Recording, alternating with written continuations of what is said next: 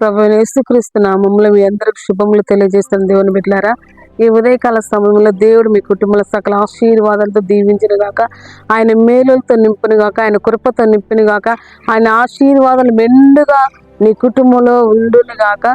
దేవుడు అబ్రహామును ఆశీర్వదించడం మిమ్మల్ని ఆశీర్వదించిన గాక. పరిశుద్ధాత్మ దేవుడు ఆయన సన్నిధి ప్రభావం మీ కుటుంబంలో కదులును గాక. దేవుడు ఉదయకాల సమయంలో దేవుని బిడ్డలారా, ఉదయకాల సమయంలో దేవుడు మనతో మాట్లాడుతున్న మాటలు ఏంటంటే, ఈ దినాన దేవుడు మనం ఈరోజు బ్రతుకున్నామంటే యేసయ్య కృప. ఎందుకంటే ఈ దినాన్ని చూడలేని వారు ఎందరో ఉన్నారు, కానీ మనము యేసయ్యను చూస్తున్నాం. యేసయ్య మనల్ని మోస్తుండే కాబట్టి ప్రతిరోజు ఉదయకాల సమయం చూడగలుగుతున్నాం. ఆ ఉదయాన్ని సంతోషంగా మనం ఆనందించగలుగుతున్నాం. ఎందుకంటే దేవుడు ఒక మాట్లాడు, ఆనందించి మరలా చెప్తున్నాను, మీరు ఆనందించుడి, సంతోషించి గంతులు వేయండి అంటాడు. ఈరోజు మనం సంతోషించి గంతులు వేయాలంటే దేవుని యందు మనం భయభక్తులు కలిగి ఉండాలి, దేవుని యందు నమ్మకం ఉంచాలి ఈ దినాల్లో. ఎందుకంటే చాలా మంది నమ్మిన వారిని సైతం అపవాదులు ఎవరు మృంగుదినా అని అపవాది గర్జించు సింహంలో తిరుగుతుండగా, ఈ దినము నువ్వు దేవుని కృపను బట్టి ఆయన సన్నిధిని బట్టి ఈరోజు నువ్వు క్షేమంగా ఉంటున్నావు. ఎందుకంటే ఈ దినము నిన్ను అపవాది మోసం చేయకున్నట్టు నువ్వు జాగ్రత్త పడాలి. ఎందుకంటే కుటుంబంలో శోధన చేత, పిల్లల చేత, లేకుంటే ఇరుకుల చేత, ఇబ్బందుల చేత, శోధన చేత అపవాది మిమ్మల్ని శోధించాలన్నది ఎంత కుయుక్తి చేత నానా విధాలుగా ప్రయత్నిస్తుంది. కానీ దేవుని బిడ్డలారా, ఈ ఉదయకాల సమయంలో మీరు శోధనలో ప్రవేశించుకున్నట్టు మెలుకోకుండా ప్రార్థన చేయండి. ఆయన వాక్యం సెలవిస్తుంది మనకి. కనుక ఆయన వాక్యాన్ని బట్టి మనం ముందుకెళ్లే బిడ్డలుగా ఉండాలి. మనకిచ్చిన వాగ్దానాలు ప్రతిరోజు చదువుకొని దేవుడు చేయగల సమర్థుడు, దేవుడు మా జీవితంలో ఏదైనా చేయగలని నమ్మిన వారి జీవితంలో గొప్ప కార్యాలు జరిగించబోతుండు. మన వాగ్దానం చూసుకుందాం.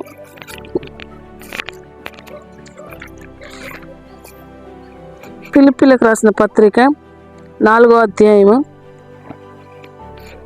13వ వచనము. ఫిలిప్పీలకు రాసిన పత్రిక 4వ అధ్యాయము 13వ వచనము. బలపరచువాని యందు నేను సమస్తము చేయగలను. ఆమేన్. నన్ను బలపరచువాని యందు నేను సమస్తము చేయగలను. ఈ ఫిలిప్పీల పత్రికలో నుండి దేవుడు మనతో మాట్లాడుతున్న మాట, ఈ మాటను మనం ప్రతిదినం ధ్యానం చేయాలి. ఏమంటున్నాడు అంటే, దేవుడు నన్ను బలపరచువాని యందు నేను సమస్తము చేయగలను అంటుండు. ఎవరు బలపరచాలి? దేవుడు బలపరుస్తుండు మనల్ని. ఆయనే మనం బలపరిచే దేవుడు, ఆయనే మనం ఆదరించే దేవుడు. ఆయన కృపచేతను ఈరోజు మనం ఆదరించబడుతున్నాం.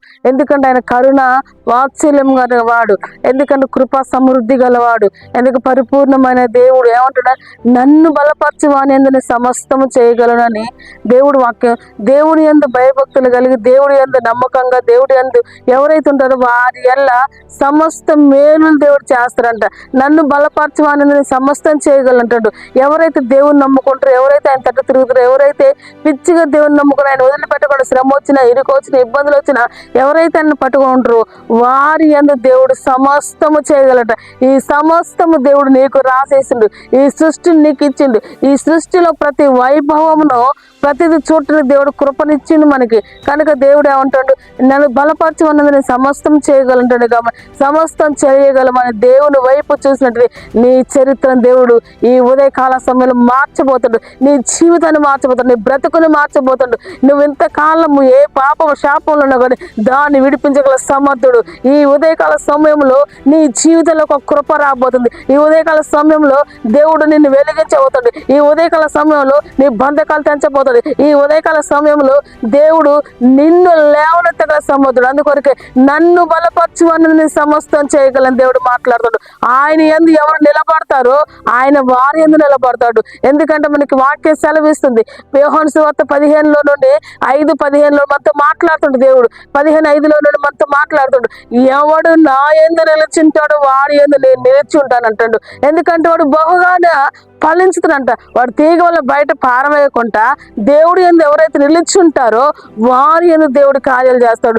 దేవుడు వారి యందు నిలబడతాడు. ఎందుకంటే నువ్వు యేసయ్య చేయి పట్టుకోవాలి. యేసయ్య చేయి నువ్వు పట్టుకొని జారిపోకని. ఒకవేళ నీవు యేసయ్య చేయి పట్టుకొని జారిపోతావు మధ్యలోనే, కానీ ఆయన నీ చేయి పట్టుకుంటే సమస్తం చేయగల సమర్థుడు. కనుక ఈ ఉదయకాల సమయంలో కుడిమికి త్రొట్టెలు ఉన్నవా? ఈ ఉదయకాల నీ హృదయాన్ని దేవునికి, దేవుని సన్నిధిలో నువ్వు దేవుని సన్నిధిని అనుభవించబోతున్నావు. ఆయన కృప నీ మీదకి రాబోతుంది. మన ఉదయకాల సమయంలో దేవుని బిడ్డలారు భయపడమాకండి, దిగులు పడమాకండి.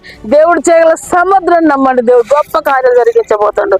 Thank you Holy Spirit God. పరిశుద్ధాత్మ దేవుడానికి కొందనాలు స్తోత్రం తండ్రి. ఈ ఉదయకాల సమయంలో ఎంతమంది వార్తలను చూస్తూ వారి బిడ్డల జీవితంలో గొప్ప కార్యాలు యేసు క్రీస్తు నామములో జరుగును గాక. బిడ్డలందరినీ దీవించండి, ఆశీర్వదించి కృపతో నింపండి, మేలులతో నింపండి, వ్యాధి బాధ రుగ్మతల నుండి విడిపించండి, శోధన నుండి విడిపించండి. అయ్యా అప్పుల కాడి, ఆర్థిక ఇబ్బందుల, సమస్యలని కాడి యేసు నామములో విరగొట్టబడును గాక తండ్రి. అయ్యా గర్భఫలాలు లేక ఎందరైతే ఎదురు వారి జీవితంలో గొప్ప కార్యం, కోర్టు కేసులు కొట్టువేయండి, భూమి ల్యాండ్ విషయాలు కార్యాలు జరిగించండి. 24లో వారి జీవితంలో గొప్ప మేలు అభివృద్ధి పొందుకుందరు గాక తండ్రి. అయ్యా నీ కొందనాలు స్తోత్ర రక్షణ మారుమనసు నెమ్మది సమాధానం దయచేయండి. అయ్యా నడవలేని వారు యేసు నామములో లేచి గంతులు వేయుదురు గాక. ఈ అభిషేకం తాకుని గాక ప్రభా. ఇప్పుడే నీ ఆత్మ వారిపై దిగుని గాక ప్రభా. ఈ ఉదయకాల సమయంలో మీరు దీవించి ఆశీర్వాద మేలులతో నింపమని, ఏ విషయంలో బాధపడతారో వారి విషయంలో గొప్ప కార్యాలు జరిగించమని నజరేయుడైన యేసుక్రీస్తు నామములో ప్రార్థించి వేడుకుంటున్నాను తండ్రి. వాగ్దానం చేసిన దేవుని బిడ్డలారా, లైక్ చేయండి, సబ్స్క్రైబ్ చేయండి, షేర్ చేయండి. ఖచ్చితంగా దీన్ని సబ్స్క్రైబ్ చేయండి. ఎందుకంటే అనేకులకు దీవెనకరంగా ఆశీర్వాదకరంగా ఉన్నదని నమ్మిన వారు ఖచ్చితంగా సబ్స్క్రైబ్ చేయండి, లైక్ చేయండి.